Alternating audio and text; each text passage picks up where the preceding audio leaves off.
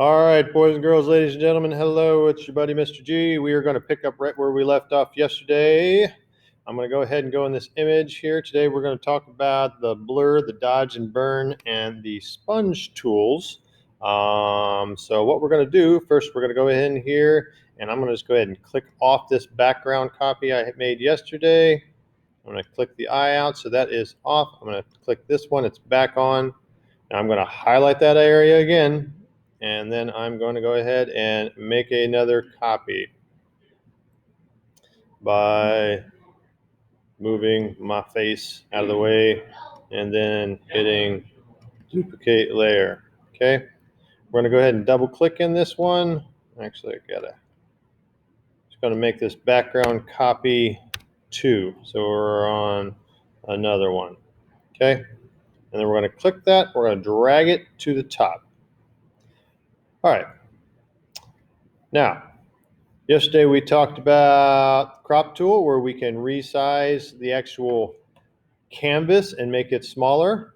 We talked about the liquefy tool, where we can go and change the actual pixels and push and pull the pixels around.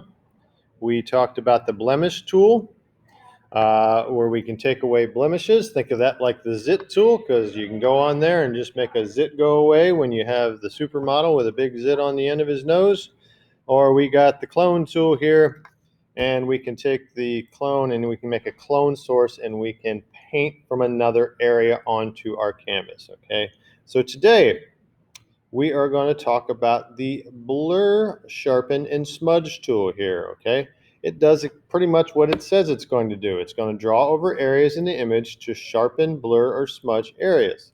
So if I click on that, I've got it up here. You'll see that I've got a mode button. I can blur, I can sharpen, or I can smudge. Okay, you'll also notice that it has a circle with a plus in there, so it's a brush head, so I can make that bigger or smaller.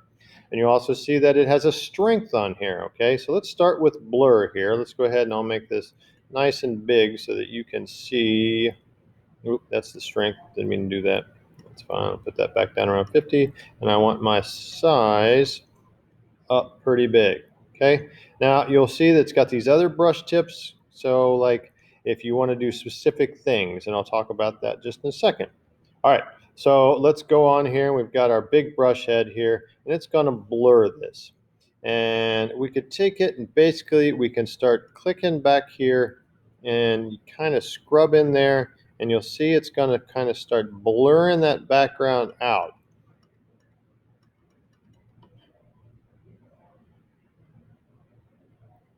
And as you zoom in, you can see it kind of leaves a ring if you're not careful with it. So you got to kind of keep your tool moving around. Okay, remember to zoom in and zoom out. Use your hand tool to move your canvas around. And I am just going to kind of blur this mountain range in the background as I go across here to make it push further in the background.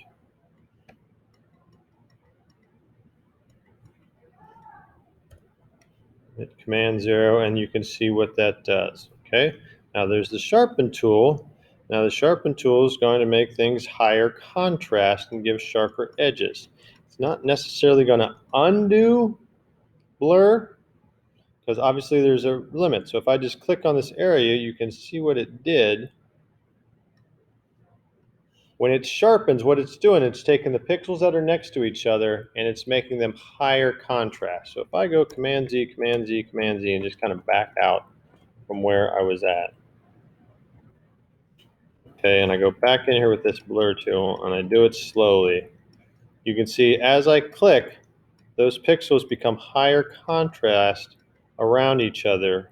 Okay, so the more you kind of scrub in it, the more it kind of destroys the image. So you want to use both of these tools very subtly. Okay, and then there is just the smudge tool. Okay, the smudge tool is going to kind of do a lot like the liquefy tool. It kind of takes the colors that are there and smooshes them around a little bit. Okay, so it helps to push things in the background. So if I had a portrait of people and I wanted to make it look like I was focused, and had a very soft background with a very deep focal length, I could smudge those out and I could blur it so the background is out. Okay. Now we talked about the brushes here, so some helpful things. So let's go down on this water line or this building right here. I want to go around this building. Maybe instead of a big soft round brush, I would use one of these square brushes. So if I get this square brush here, you can see I can come in here right up against that building and I can go ahead and I can start to smudge some of those things right up there because I have a square brush tip. Okay, so that's where you would use that. All right, let's move over here to the next tool. The next tool we've got is the dodge and burn tool. It says lighten or darken areas of the image to bring out dark areas or dim light areas. Okay, up here, got lighten, darken, dodge lightens, burn darkens. So if I'm down here, we'll go ahead and zoom in again, and I have got the lighten on here. Again, you got a brush head because it's circled with a plus sign in there, so that tells you that you can resize it and use different brush heads. And the more I click in there, it's going to lighten that area. Okay, that is what the dodge and burn tool does. Now if I hold down shift and switch to the darken mode, or you can go up here and click on it, either one, it's going to take that and take it back down. Okay, and it's going to make it darker and darker and darker depending on how much you scrub into that area. Okay, so that is what the dodge and burn tool does.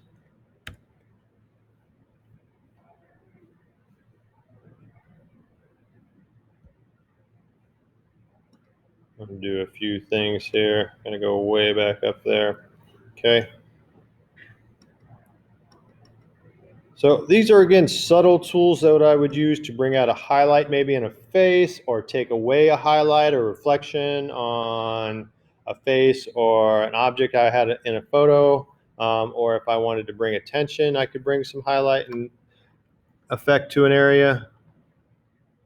Check my time here, trying to keep these fairly short for you guys. Okay. All right.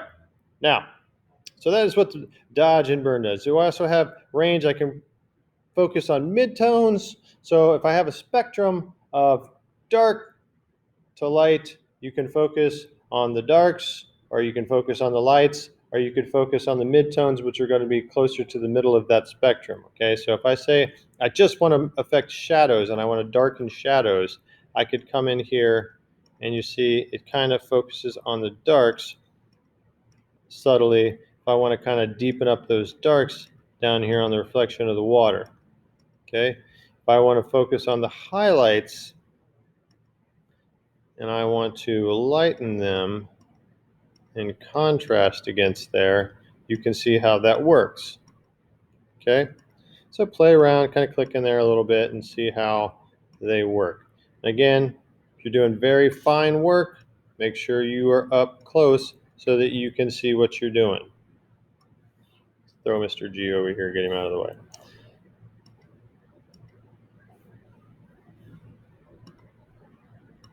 But lightens and darkens. All right, so let's go to the last tool we're going to talk about today, the sponge color tool. Brush vibrant saturation or temperature in local areas to pop or reduce color. All right, so this is a very subtle tool. What you need to do with this, there are three things that you can affect with this tool. You can affect the vibrance, the saturation, or the temperature of a color. Okay, again, it's got a brush head, so that means it's got a brush size you can use and a different heads you can put onto it. Okay, it also has a strength. Okay, we're going to go ahead and crank this up just so I can kind of over illustrate what this does. We'll put it up to 50. Okay, and let's start with temperature. Okay, temperature is going to be the coolness or warmth of a color. So on the color wheel, when we look at the color wheel, colors that are on this side, from blues to the greens, are considered kind of the colors that are cool, and warms are going to be from your purples and reds to your orange and yellows. So think of, like, The sun is red and yellow and orange and hot, and icebergs are blue and cool. So that's how you think of warm and cool colors. So if I go on here, so if I want to increase the temperature of an area, if I'm trying to increase the temperature of this orange in here, what I'm going to do is make it even more orange. And you'll see as I click in there, let me make my brush bigger here. Again, just to illustrate what we're doing here, you're going to see it's going to make things pretty orange. Okay, it's going to bring the orange out in the sky behind it because I've got a gigantic brush. But that's what it does. Okay, if I decrease that temperature, it's going to make it cooler. And then as I click in there, you can see it makes it cooler. Now, if I take an orange like this and I decrease the temperature, eventually I'm going to get it to a gray. Okay. Now, speaking of such, we move to saturation. Saturation is how much color is in a picture. Think of a black and white image all the way over to a full color image, okay? And that spectrum. So if I go on here with this saturation and I say I'm going to decrease the saturation, if I just scrub here, I'm eventually going to take this to a black and white image. I'm going to desaturate all the color out until there is no color. And you can see now it is a black and white image, okay, in that area. If I increase it, I don't know if it's going to increase here because I've taken black and white, so it can only play with the information it's there. Oh yeah, it does. But you can see it doesn't exactly reverse it, okay? Once you take all the color away, you can't exactly reverse it. So we'll go back as far as we can here. Okay. The last one is vibrance. Okay. Vibrance is something I generally use in Photoshop, mainly with skin tones on people.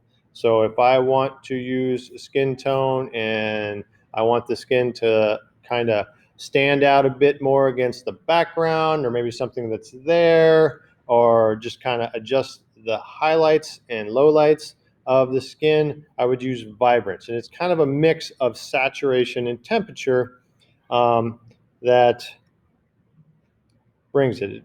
Like I said, I generally just use it, but it becomes more intense, as you can see in here. So if I just click in here, it's going to very much work like the saturation does, where it's going to take it way up, because saturation will only go so far. It's either full color all the way to black and white, but it'll take it more into like a kind of ostentatious mode. Okay. And again, I've got the strength cranked way up and the size is really big on this. So this is kind of amplifying the effect of what it does. Okay. And then if I decrease that amplification, it'll kind of take that and really kind of diffuse its color potency, if you will. Okay. So those tools right there, again, this is the sponge tool and it affects vibrance, saturation, and temperature. Okay. All right, so you're going to take a screenshot of this. You're going to save this to turn in with the other one you did yesterday for our assignment that will be at the end of the week here. Remember, if you have a Mac machine, it's Command plus Shift plus 3. If you have a Windows machine, it's print screen. And if you have a Chromebook, it is the Control key plus the Show Window key, which is right above your 6 and 7 on your Chromebook. All right, stay creative, and I will talk to you tomorrow.